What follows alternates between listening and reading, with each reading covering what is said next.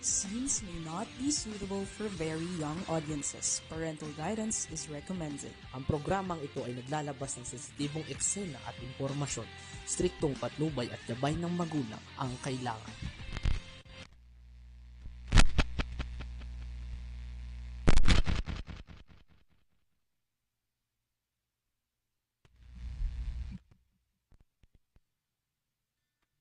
Ito, ayan.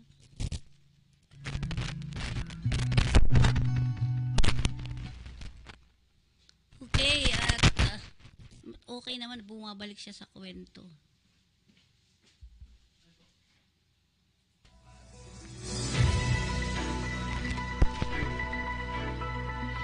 Okay, magandang araw po sa atin naman. Maulan po dito sa Pasay.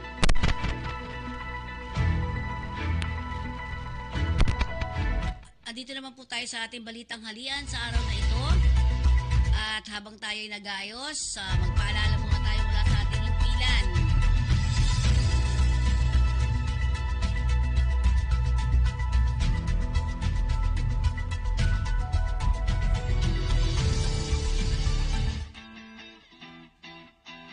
Ano nga ba ang RA 10022 o Migrant Workers and Overseas Filipinos Act of 1995? Ito ay batas na nakatuon sa proteksyon at pagsulong ng kapakanan ng ating mga kababayang OFW.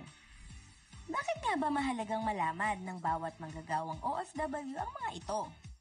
Dahil ito ay makakatulong upang malaman ang mga karapatan bilang isang manggagawa tulad na lamang ng mga sumusunod. Pagbabawal sa paniningil sa mga manggagawa ng illegal recruitment fees at iba pang panggastos. Malayang paghahanap ng trabaho at paghahanap ng mapapasukang hanap buhay. Karapatan sa laban panghimasok sa pansariling pananahimik. Karapatan sa pamamahinga at paglilibang. Confidentiality at pangangalaga sa mga personal na datos at impormasyon ng manggagawa. Alamin ang iyong bansang pupuntahan at pagtatrabahuhan. Karapatan sa diskriminasyon, malayang pagpupulong at pagsama-sama. Kaya kung ikaw ay may katanungan at nais na ireklamo tungkol sa iyong karapatan, maaaring dumulob sa tanggapan ng ahensya sa mga sumusunod.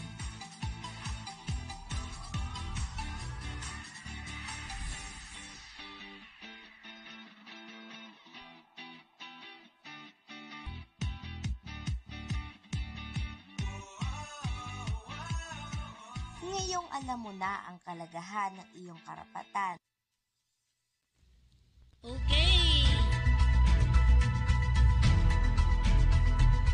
At sa ulo ng ating mga balita, China naglatag ng floating barrier sa West Philippine Sea ayon sa PCG.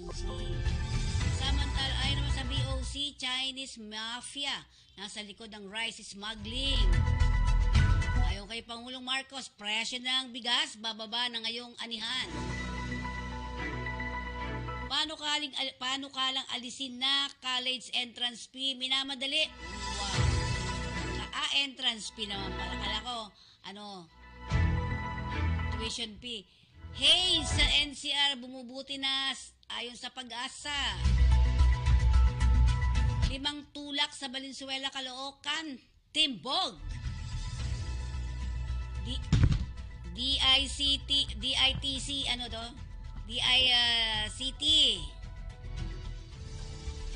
naglabas ng advisory na sa Medusa ransomware.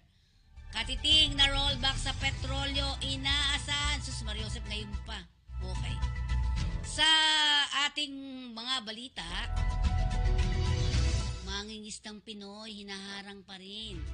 Kinundi na ng Philippine Coast Guard at Bureau of Fishery and Aquatic Resources o BFAR ang paglalagay ng China Coast Guard ng floating barrier sa may south portion ng Baho de Masinloc na umaharang naman sa mga Filipino fishing boat na makapasok sa Scarborough Shoal at pagkait sa kanila na mangisda doon. Ayon kay PCG, ang floating barrier ay mayroon habang 300 meter o 300 o 300 metro ay natuklasan ng mga tauhan ng PCG at BFAR habang sakay ng BRP Dato Bangkaw nang magsagawa sila ng routine maritime patrol noong September 22 sa paligid ng Bajo de Masinloc. Napatid ng 3 rigid hull inflatable boats ng China Coast Guard ay service boat ng Chinese Maritime Militia ang naglagay ng floating barrier sa pagdating ng BFAR vessel sa paligid ng shoal. Samantala, iniulat ng mga ngisdang Pilipino na kadalas ay naglalagay ng mga floating barrier ang mga sasakyang pandagat ng CCG o ng Chinese Coast Guard sa tuwing may malalaking bilang ng mga ngisdang Pilipino ang tutungo sa lugar. Nasa 4 na barko ng Chinese Coast Guard ang nagsagawa ng 15 radio challenges para tabuhin ang barko ng BFAR at mga fishing vessel o fishing boat. Ayon kay China Coast Guard,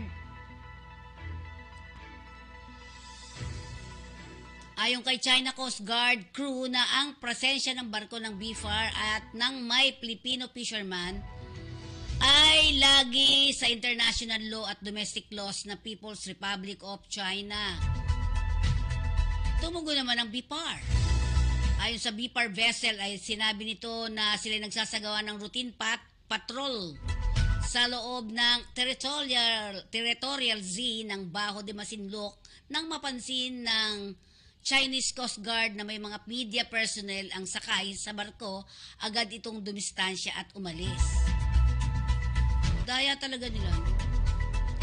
Tumugon naman ang BFAR vessel at sinabing sila ay magsasagawa ng routine patrol sa loob ng territorial sea ng Bajo de Masinloc. Nang mapansin ng Coast Guard na may mga media, umalis sila kaagad, di ba? At pinahayag naman ng PCG Commandant na CG Admiral Artemio M. Abu ang kanyang pangako na suportahan ng BFAR at iba pang ahensya ng pambansang pamahalaan sa kanilang pagsisikap na matiyak ang kaligtasan at seguridad ng ating mga mangingisdang Pilipino. Patuloy naman. Ano ba yan? Nalalaglag? Patuloy naman ang pakipagpulong ng PCG o ng Philippine Coast Guard sa lahat ng kinaukulang ahensya ng gobyerno upang tugunan ang hamong ito at itaguyod ang ating karapatang pandagat at protektahan ang ating maritime domain.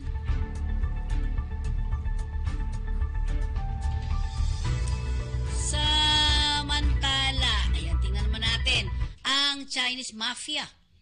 Tinututukan na umano ng Bureau of Custom o BOC ang impormasyon sa isang Chinese mafia as nasa likod ng smuggling sa bigas sa bansa dahilan ng patuloy na pagmahal nito sa merkado. Nagsagawa na ang BOC ng mga pagsalakay sa mga bodega mula Agosto at nakumpiska ng mga ito ang 236,571 smuggled na bigas sa 4 na bodega sa Bulacan, 36,000 sako ng bigas naman sa Tondo, Maynila at 20,000 sako ng bigas naman sa Bacoor, Cavite. Ayan. Nagpresenta naman ang mga may-ari ng importasyon ng mga dokumento ngunit hindi tumugma sa aktual na importasyon. Sa kabila nito, sinabi ni Attorney Marlon Agaseta, Chief of Staff ng BOC, na mahirap at mahaba ang proseso para matukoy ang source ng smuggled na bigas. Karaniwan na nagtatago umano ang mga smuggler sa mga dummies at may mga ginagamit na alias. Magiging mahaba naman umano ang proseso ng pagsasampa ng kaso dahil sa mas mahigpit ngayon ang Department of Justice. Kailangan ng resonable at may mataas na tsansa ng konbiksyon ang mga kasong inihahain para nila tanggapin. Kaya mas magiging mabusisi umano ang mga abogado ng BOC sa pagkalap ng mga ebidensya para hindi masayang ang isinampang kaso. Ngayong 2023, nakapagsampa ang BOC ng pitlang 53 na kaso laban sa 416 importers at nakumpiska ang tinatayang 612 kahalaga ng mga produkto. 612 pesos?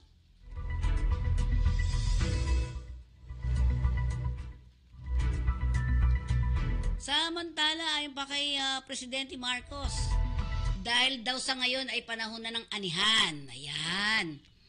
Ng palay, anihan po ito ng palay ha. Posibleng maramdaman ng mga publiko ang pagbaba sa presyo ng bigas sa bansa.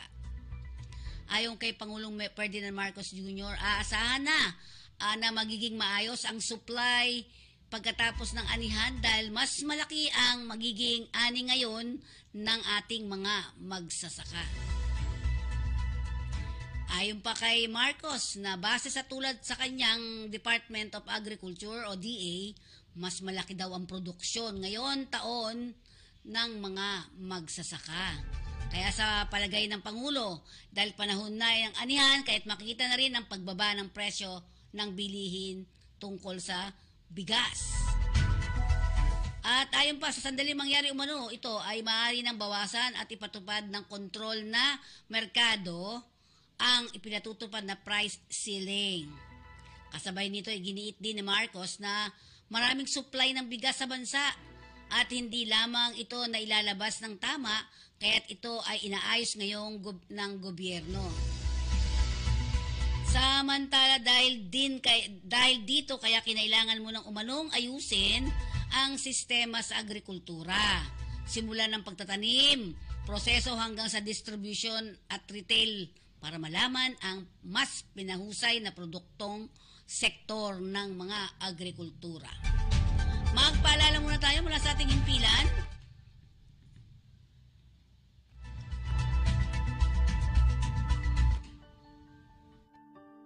Paano nga ba magmahal?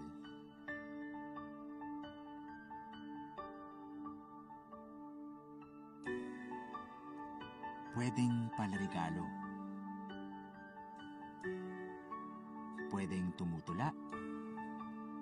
Pwedeng nanunuyo.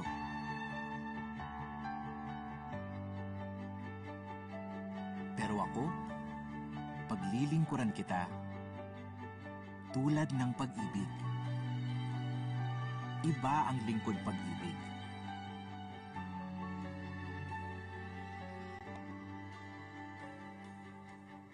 Tanggap ang lahat.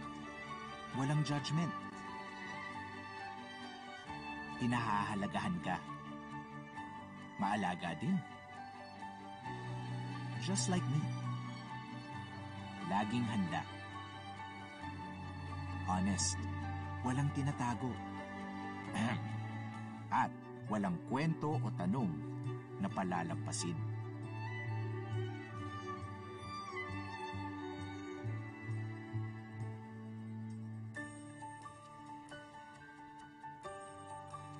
Oh, di ba? Parehong pareho.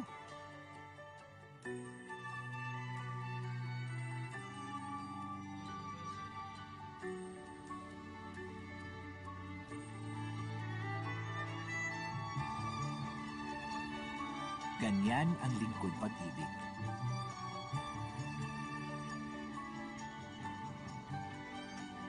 Paano nga ba magmahal?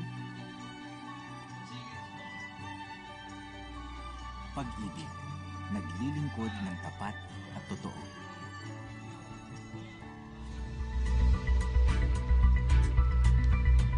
Sa ilang mga balita pa natin, hinikayat ni Senator Francis Chis Escudero ang mga kasamahan sa Senado na madaliin ang pagpasa ng panukalang nagmamandato sa private higher education institution.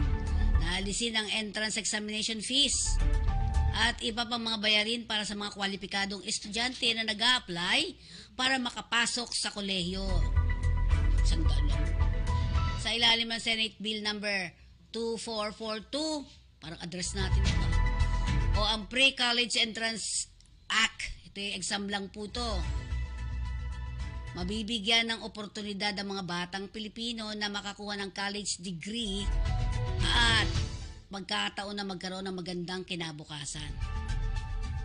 Ito ay dahil nakasaad sa panukala ng Hayes na obligadong i-waive ang kanilang college entrance examination fees sa mga graduating high school student na natural-born citizen. Gayon din ang mga kabila sa top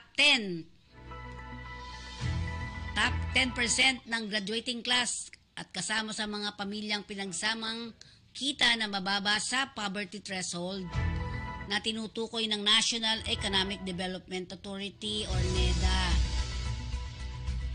Samantala, sa ilalim ng panukala, kwalipikado rin sa libreng entrance exam ang mga estudyante na kabilang sa pamilyang hindi kayang ibigay ang minimum basic needs tulad ng pagkain, kalusugan, edukasyon, pabahay at iba pang pangangailangan na sertipikado ng Department of Social Welfare and Development.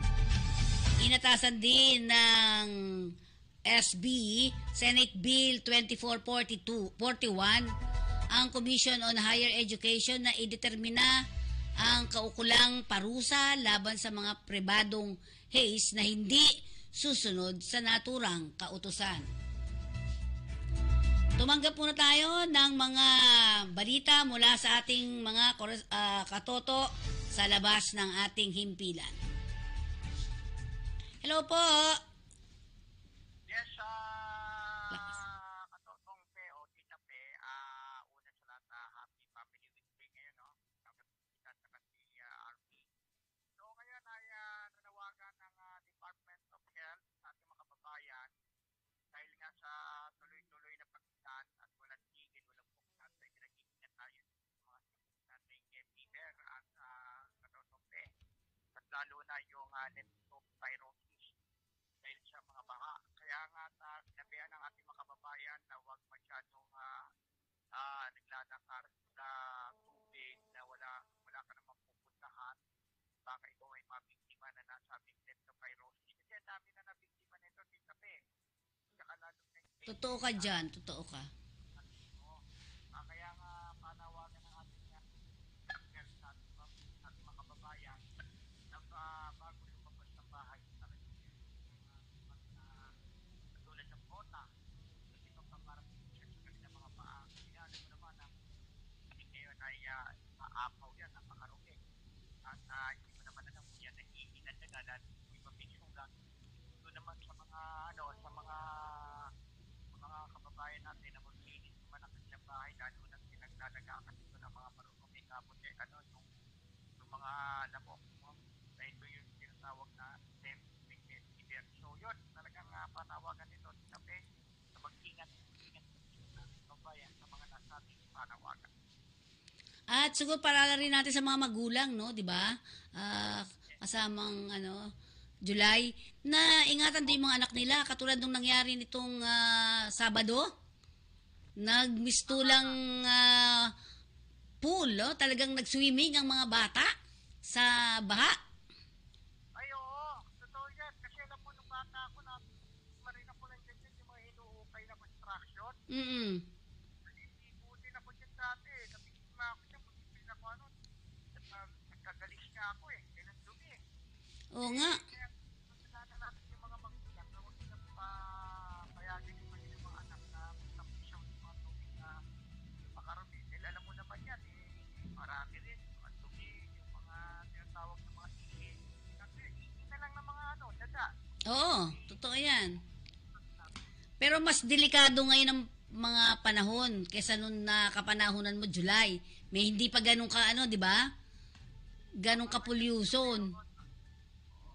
Panahon na di ba pagka halimbawa kasi may kaibigan ako na parang kaibigan doon na may sugat pala siya nag-roon na siya bigla na siya naligas nakatapak siya ng nagdaga naitakbo namin kung gano'n pa yun kaya lang naitakbo target namin na nag-iisay na yun kaya dapat na ta-injection na siya ng panlaban sa mga akin so yun, panawagan lang no, tikape ng ating Department of Health talagang sumunod lang tayo sa punto sa para hindi tayo mabiktima lang sa ating mga leptospirosis at saka dengue fever. Para sa Kakampi Online, balita talaga ng July 2, reporting. Ayun.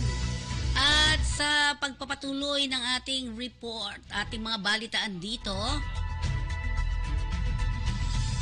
kinumpirma kahapon ng isang weather specialist ng Philippine Atmospheric Geophysical and Astronomical Services Administration o PAGASA na bumubuti at nababawasan na ang haze sa National Capital Region.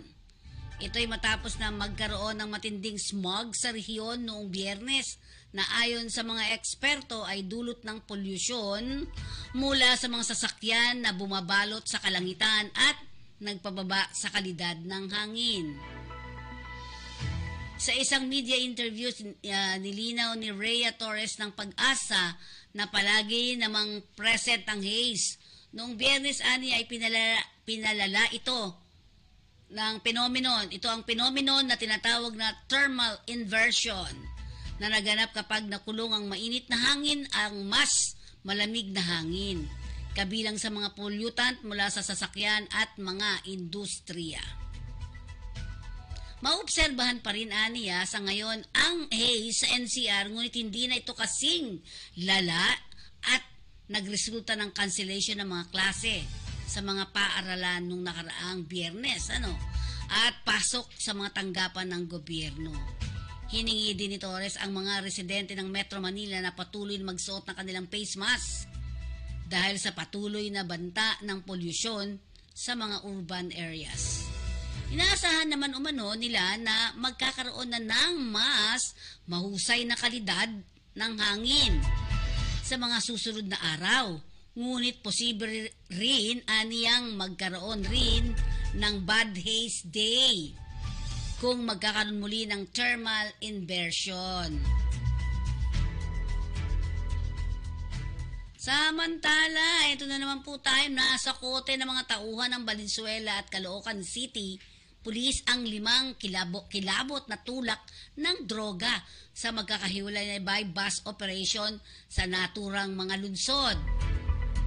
Ayon kay Northern Police District Director Brigadier General Rizalito Gapas, na aresto sa Valenzuela ang mga suspect na tinukoy sina alias Michael, 50 years old, habang sa Caloocan ay sina alias Bodo, 39 years old, garbage collector, alias Boy, 30 years old, cellphone technician ang alias Don 40 years old, construction worker, at isang alias Judith, 40 years old, pawang mga barangay 12 o barangay 12, Caloocan City.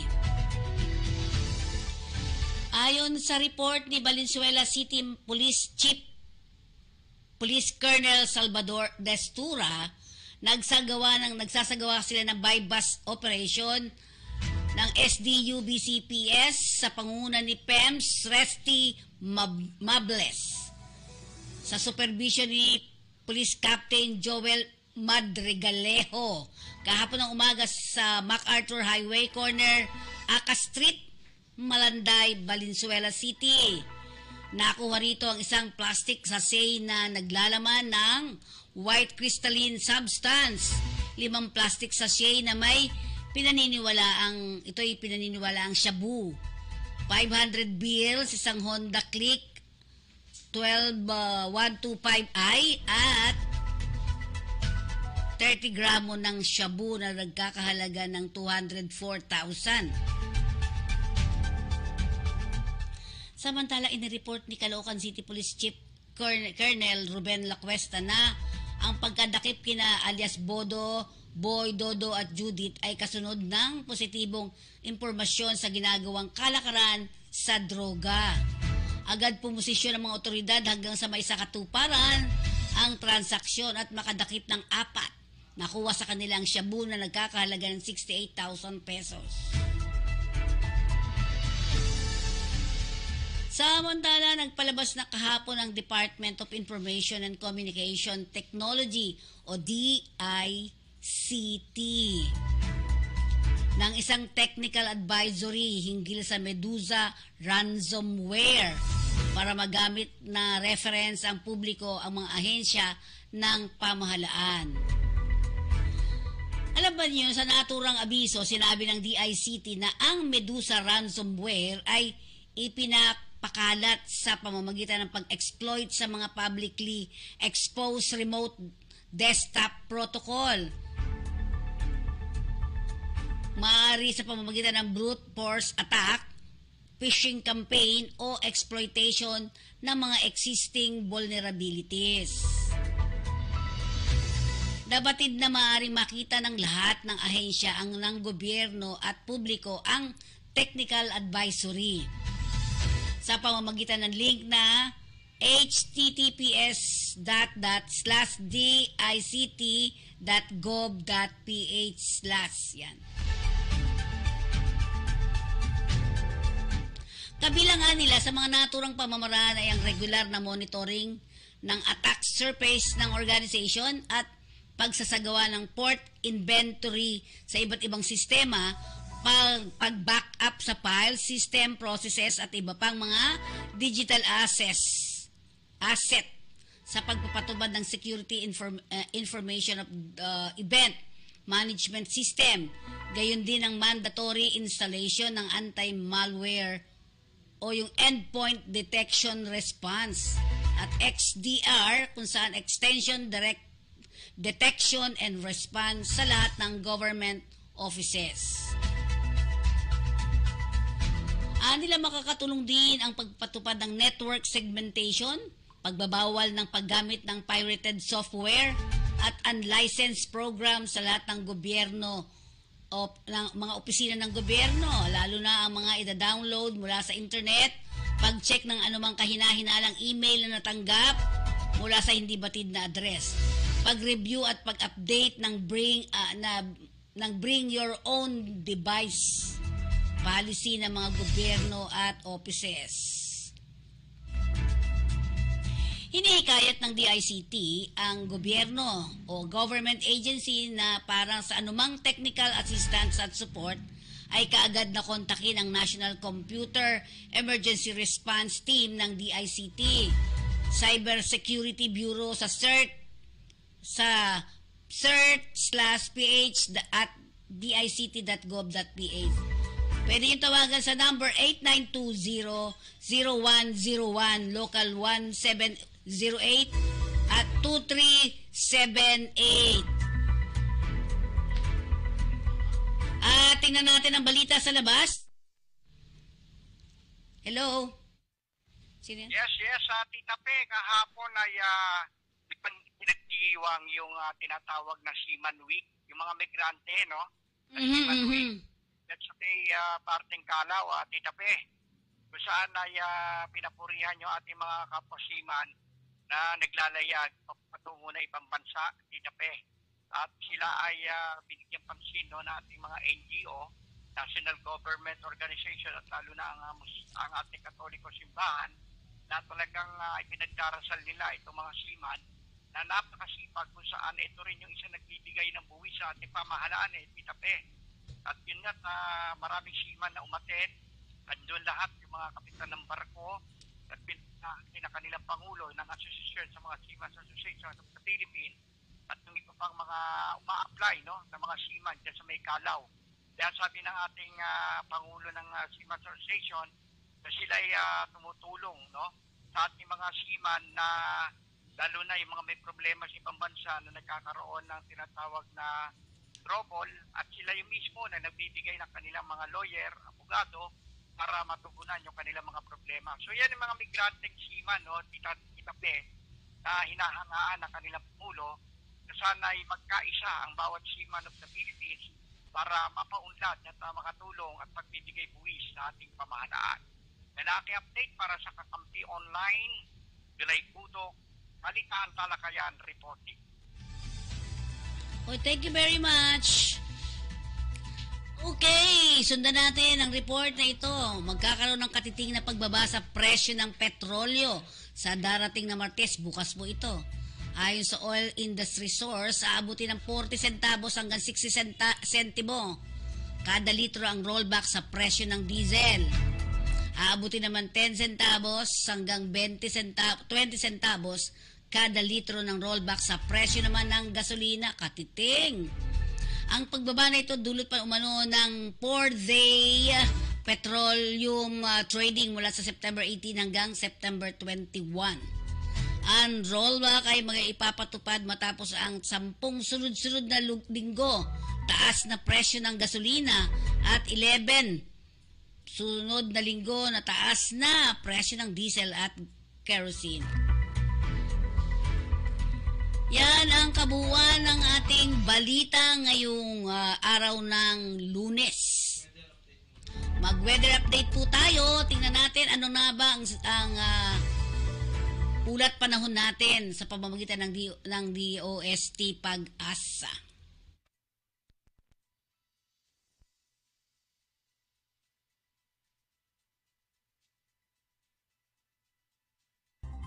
Ating panahon ngayong araw ng Lunes, September 25, 2023.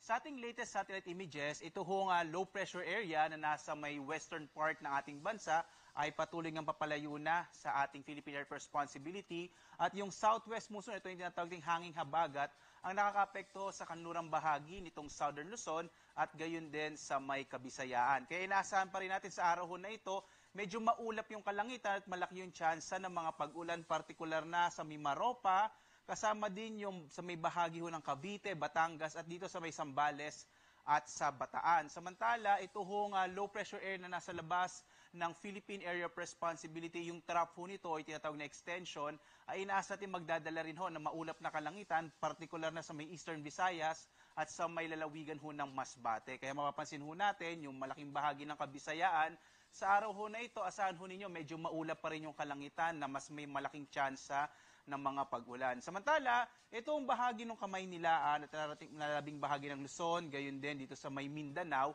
asahan natin medyo mainit at tanghali pa rin ang mararanasan sa araw na ito, pero sa hapon hanggang sa gabi ay posible ho yung mga isolated o pulupulong pag-ulan, pagkidlat, pagkulog o mga isolated rain showers and thunderstorms. Kaya lagi po tayo mag-antabay sa mga thunderstorm advisory ng Pag-asa para malaman ho natin anong mga partikular na lugar ang maaaring magkaroon ng mga pagkidlat, pagkulog. Samantala, itong dalawang low pressure area na ito ay hindi natin inaasahang maging bagyo o papasok ho ulit sa Philippine Area of Responsibility para maging bagyo. Kaya sa ngayon, medyo maliit na yung chance na magkaroon pa tayo ng bagyo sa ngayong buwan ho ng September. Pero maaari pa rin ho magbago yon sa mga susunod na araw. At narito ang ating inaasahang panahon partikular na sa may bahagi ho ng Luzon. Ang western part ho ng Luzon, yung bahagi nga na may Mimaropa, kasama yung Bataan, Zambales, Cavite at Batangas, malaki yung tsansa ng pag-ulan sa araw na ito. Habang yung nalalabing bahagi ho ng ating ng Luzon ay makararanas naman ng mainit na tanghali, habang malaki pa rin yung tsansa ng mga isolated rain showers and thunderstorms sa hapon hanggang sa gabi. Ang agwat ng temperatura sa Lawag ay mula 26 to 32, habang sa Baguio 17 to 24 degrees Celsius. Sa Tuguegarao naman hanggang 33 degrees Celsius. Sa bahagi ng Kamaynilaan 26 to 32 degrees Celsius, habang sa Tagaytay 23 to 29 degrees Celsius. Sa Legazpi naman 25 to 32 degrees Celsius, habang sa Kalayaan Islands sa 25 to 31 degrees Celsius. Sa bahagi naman ng Puerto Princesa ay hanggang 31 degrees Celsius. Makikita naman ho natin sa Kabisayaan na malaking bahagi ng Visayas ay makararanas ho ng maulap na kalangitan na mas malaking may chance ng mga pag-ulan dulot ho yan ng southwest monsoon at ng trough o extension itong low pressure area sa may eastern part ng ating bansa. Yung agwat ng temperatura sa Iloilo ay mula 26 to 31 degrees Celsius. Sa may bahagi ng Cebu ay 25 to 32, habang sa Tacloban nasa 27 to 32 degrees Celsius. Samantala, malaking bahagi ho ng Mindanao ay makararanas naman ng medyo mainit pa rin na panahon habang mas malaki yung tsansa ng mga pag-ulan sa hapon hanggang sa gabi. Minsan ho pala itong mga thunderstorm maaari din magdulot ng mga flash floods and landslide. Kaya lagi ho tayong mag-antabay sa update ng Pag-asa, ng particular ho nitong Mindanao Pag-asa Regional Services Division. Agwat ng temperatura sa Zamboanga 25 to 32, sa Cagayan de Oro 24 to 32, habang sa Davao nasa 25 to 33 degrees Celsius. Samantala, wala ho tayong nakataas na gale warning, ibig sabihin ligtas namang pumalaot yung mga maliliit na sakyang pandagat at maliliit na mga bangka dito sa mga baybayin ng ating bansa. Pero kapag meron ho tayong mga thunderstorms, posibleng biglang lumakas yung alon ng ating karagatan, kaya iba yung pag-iingat pa rin, lalong-lalo na sa may maliliit na mga bangka. Narito naman ating inaasahang panahon sa mga susunod na araw. Dito sa Kamaynilaan at sa Metro Davao, pati sa Baguio City, inaasahan natin hanggang araw ng Huwebes, patuloy na generally fair weather o mainit at tanghali pa rin maranasan, habang malaking tsansa ng mga pagit at pagkulog sa hapon hanggang sa gabi. Muli po, pwede itong magdulot ng mga biglang pagbaha kapag biglang malakas na pag-ulan yung maranasan. Sa Legazpi naman, maaaring makaapekto ulit yung trough, kaya pagdating ng araw ng Miyerkules at Huwebes, posibleng medyo maulap yung ulit yung kalangitan na may tsansa ng mga pag-ulan. Sa Metro Cebu, patuloy yung pag-ira ng southwest monsoon, kaya hanggang bukas, asahan pa rin itong maulap na kalangitan. Pagdating ho ng Miyerkules at Huwebes, ay asahan na rin ho yung generally fair weather na may mga isolated thunderstorms. Sa Metro Manila, agwat ang temperatura hanggang Huwebes ay 25 to 32, sa Baguio 17 to 24, habang sa Legazpi 25 to 32 degrees Celsius, sa Metro Cebu naman nasa 24 to 32 degrees Celsius, habang sa Metro Davao 25 to 33 degrees Celsius ang mararanasang temperatura. Ang araw naman natin ay sisikat mamayang 5:45 na umaga at lulubog, ganap na 5:50 ng gabi.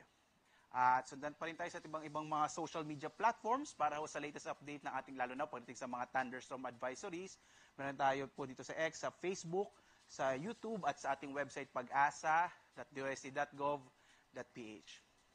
At live po na nagbabalita mula dito sa Pag-asa Weather Forecasting Center. Ako naman si Obet Badrina. Maghanda po tayo lagi para sa ligtas na Pilipinas. Maraming salamat po. Magandang umaga sa inyong lahat.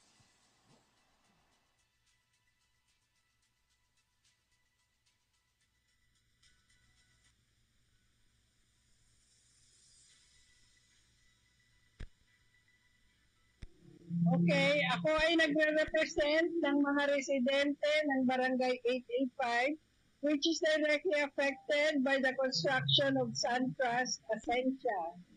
Ang SunTrust ay pag-aari ni Andrew Tan, kaya kami ng Mega World. So kami ay nananawagan sa kanya para pakinggan ang aming mga hinaing. Sira na ang aming mga sahig, ang aming mga walls, ang mga dekorasyon ng aming bahay nagbaksakan na. Mula alas 7 ng umaga hanggang sa madaling araw, nagtatrabaho mga tauhan mo, Mr. Tan. Kawawa naman kami dito, araw-araw may lindol kami, parang intensity 7 araw-araw. Kaya kami tumawag na ng mga kababayan namin dito sa Santa Ana para magprotesta sa itinatayo yung tatlong 36 stories na condominium. Hindi yan kakayanin ng lupang tinatayuan nyo because it used to be a delta site and it is full of silt, mga buhangin. Malambot talaga ang lupa. Pinapanalangin nga namin na tuwi kayong maghuhukay, kayo ang lumubog dyan sa malambot na lupa na yan. Hirap na kaming mga residente ng Barangay 885 at ng Santa Ana. Kaya kami nananawagan. Bukod pa doon, sinisira nyo rin ang aming national heritage, ang aming simbahan. Lumang simbahan yan na ginawa ng shrine ngayon. So, nasisira yung aming kamarin. Yun ang bihisa ng aming mahal na birhen. Nag-chip na yung mga old paintings na hindi na mare-repair kahit kailan because this is irreparable. So, yun ang panawagan namin. Pakinggan nyo kami. Pati ang city government ng Manila, pakinggan nyo naman sana kami. Hindi yung mag-aantay kayong sulatan pa namin kayo. Maglibot kayo at alamin nyo kung ano ang nangyayari sa inyong kapaligiran. Lalo na ang mga opisyales ng 6th District of Manila. Ang aming Congressman Abante, ang aming mga konsihal. Tingnan nyo kami. Mayora, tingnan nyo kami. Mahihirapan na kami. Kaya sana mapakinggan nyo ang aming mga hinaing. Umuulan, ang lakas ng ulan. Pero nandito kami at nagrarally para lang lumabag sa pagtatayo ng SunTrust property. Ako po si Perty Lagdaneo Ignacio, residente ng Barangay 885, Santa Ana, Manila.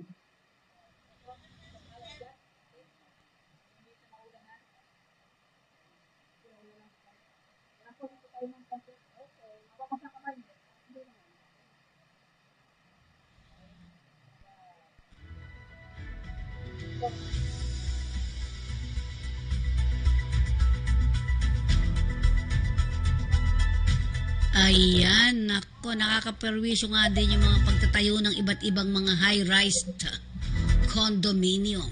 Nagkayano ko sila, ilang beses na, dalawang beses nung sociology kasama ang DENR. Hindi namin malaman kung bakit sila binigyan ng DENR ng PCC to proceed.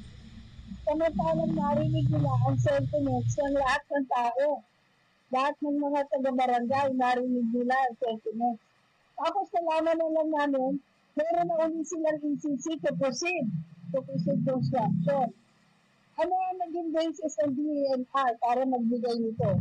Dapat hindi kami kinausap isa-isa.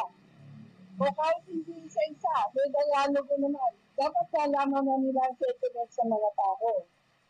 Nagpapasalamat din kami sa aming parish priest, the Father Bonsi, kasi siya talaga ang tumutulong sa amin at kay Miss Silvia Luchauco dahil siya ang namamahala ng aming Heritage Foundation. Ito po ba binain na ito namin para tumina po ba ito sa local government? Yes. Well, they said they did not know about this and the proper permits were given because there were proper papers that Santa submitted. Pero hindi. Talagang hindi. Even the barangay permit was a fake. So, bakit pinirmahan yun ng city yung paligid?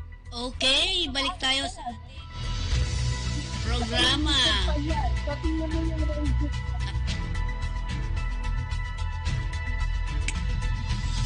Okay, ayan po humihingi ng tulong ang ating mga kababayan sa Santa Ana. Ang ganda ng simbahan dyan. Masyadong lumang-luma na talaga yung simbahan pero maayos pa rin. So, pakinggan natin ang kanilang mga kahilingan. Ano po? Okay. Next natin, ang ating trabaho dito sa ating balitang halian. Ayan. Ayan, iQuest. Ayan, siguro kay Marso DZ Ray. Ayan. Urgent. #working Singapore, 30 female domestic helper. Final screening, September 29, 2023, 8 a.m. po ang punta dyan. iQuest, sa Friday na to. Okay, scan QR code para mag-apply kayo. Ayan, sige, no placement fee lahat. Wala po. Tingnan mabuti natin. Ayan, ang scan QR code. Nako, ay wala na. No placement fee. Ayan po, ayan. Yan. Scan QR code to apply. Huwag mo na masyadong lakihan para hindi. Ayan. Yan, nakita nyo? Ayan, Sir Freddy. Pwede yan sa inyo. Yan. Scan QR code EQ to apply for this. Okay? Lahat na po, nandyan na yan. Si Alex, baka si Alex din, pwede pala, Alex Napire.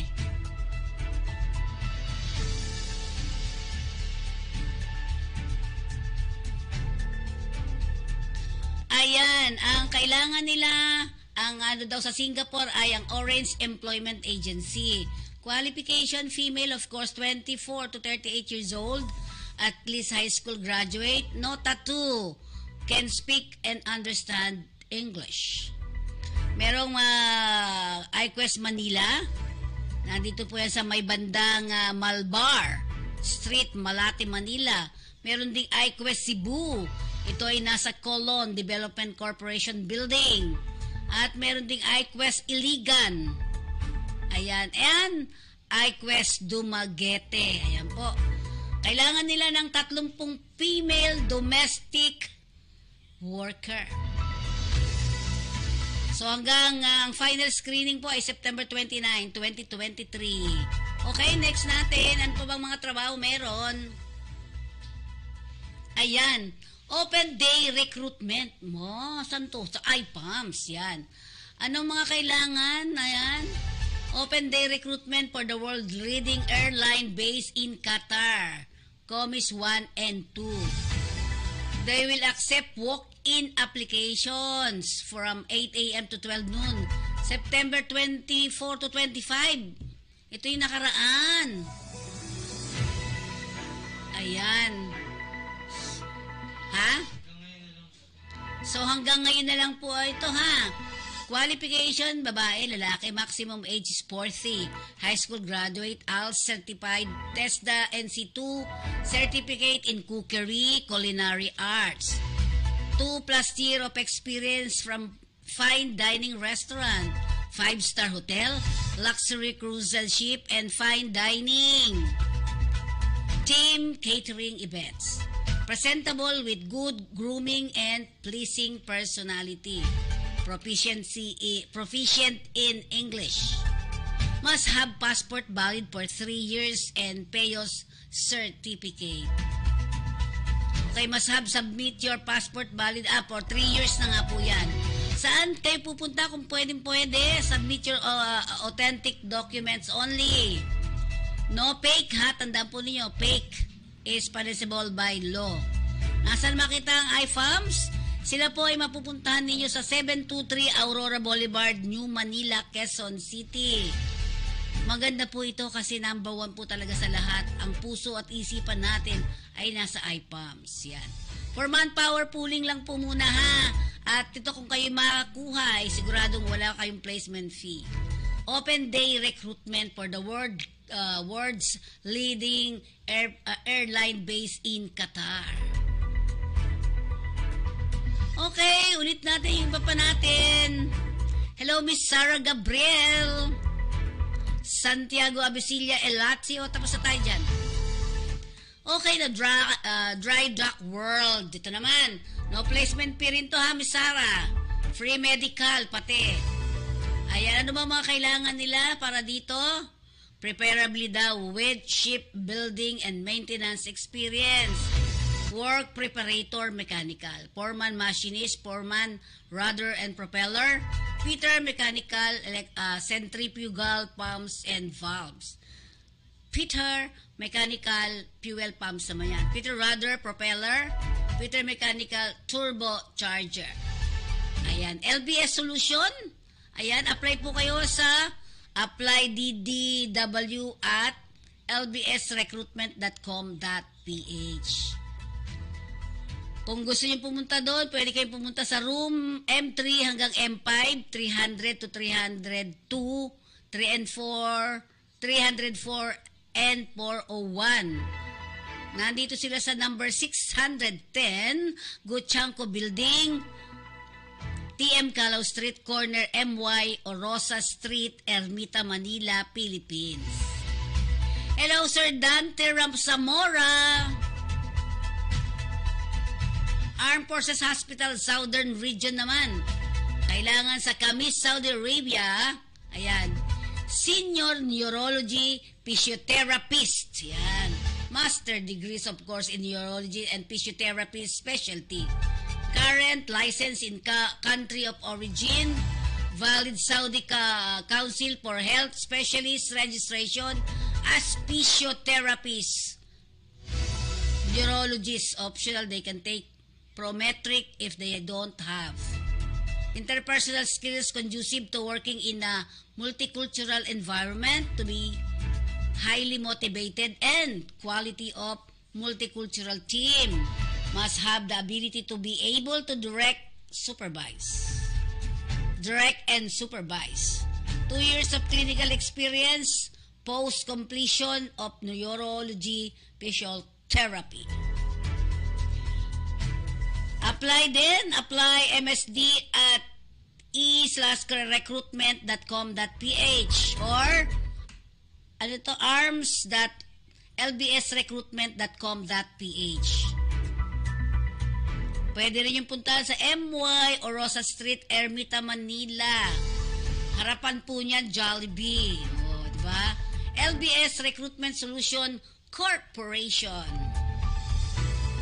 Shout out from Kuwait Naval Base. Shout out din sa lahat ng mga members ng Concerned Citizens of Infanta, Pangasinan.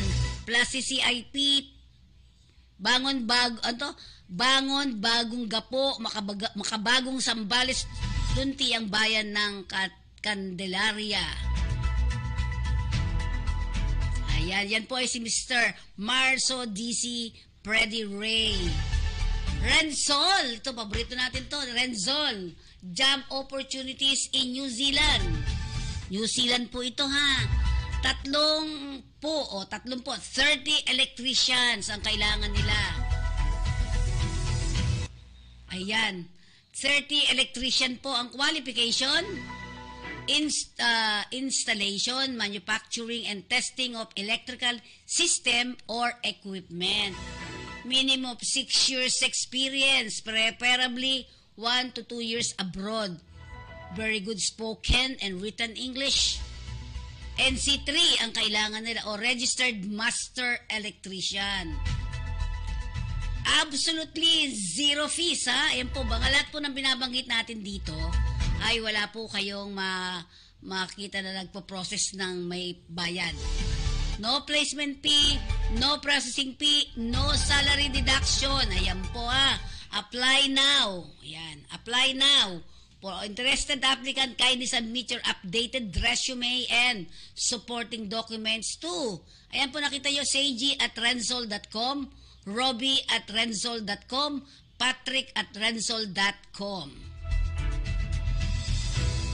No placement fee and no processing fee, no salary deduction. Ayan. No fees in any form or purpose will be collected from the applicant. Beware of illegal recruiters and human traffickers. Sila po ay matatagpuan sa 305 and 309, 3rd floor, Panorama Building, 825, hashtag ba yun? 825 EDSA, Barangay South Triangle, 1103, Quezon City, Philippines. Delta Beer. Ayan, ang Delta Beer ay nangangailangan din ng 100 female cleaners in Saudi Arabia. The placement fee po na binabanggit natin dito ha.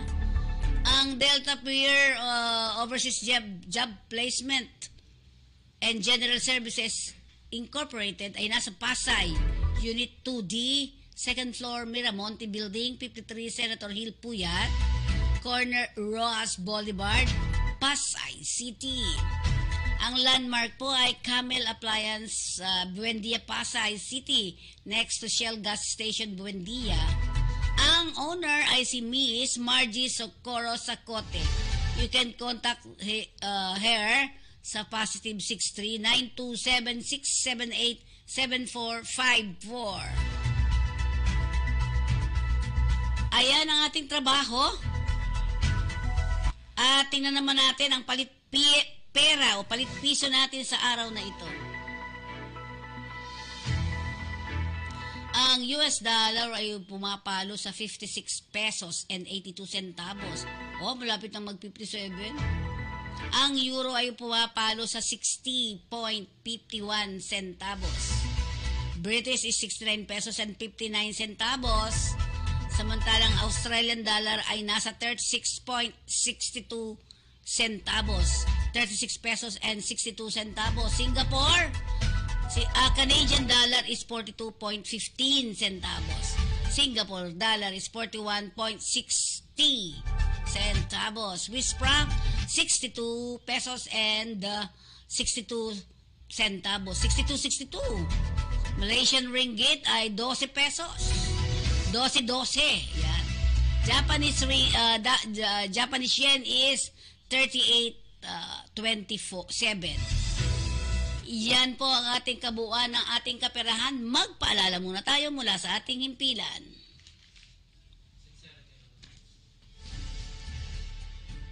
Gusto niyo, nagugutom ba kayo? Umorder na tayo ng masarap na pagkain mula sa Sincerity Restaurant.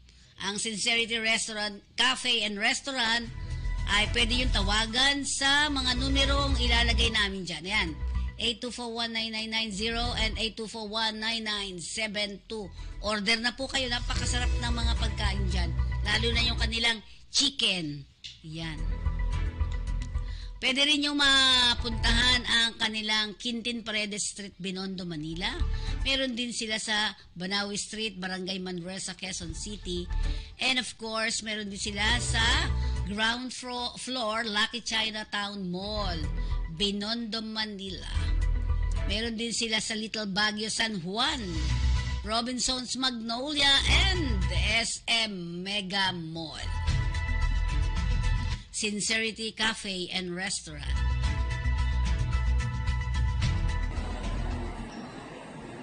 Is it yummy?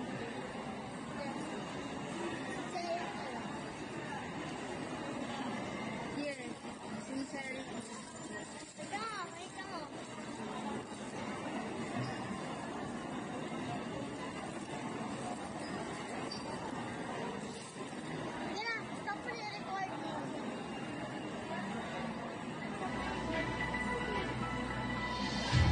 At para sa masarap na inumin, ayan na ang ating absolute distilled drinking water. May 8 liters na nga po niyan at may pang personal pa. Ayan. I love this water.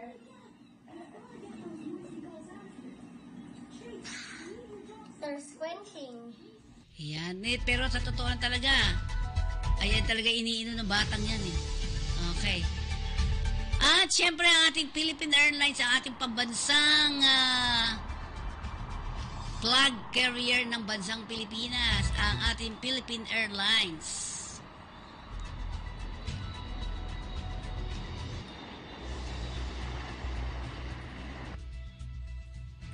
Okay, yan po ang ating balitang halian. Ang Kakampi Online ay kasapi ng Philippine Online Broadcasters Association. At syempre, happy birthday sa lahat ng mga may birthday today, September. Happy birthday po sa inyong lahat. And God bless you. And of course, gusto ko ibalita sa inyo na nagkaroon po ng consultation ang ating mga seafarers, families, and mga stakeholders, mga OFW din. Consultation regarding sa inyong pag-ibig. Sa mga susunod po, ipapakita namin sa inyo ano ba ang resulta ng mga usapin tungkol sa pag-ibig. Muli po, ito yung likod. 93 days na lang daw at Pasko na. Maraming pong salamat.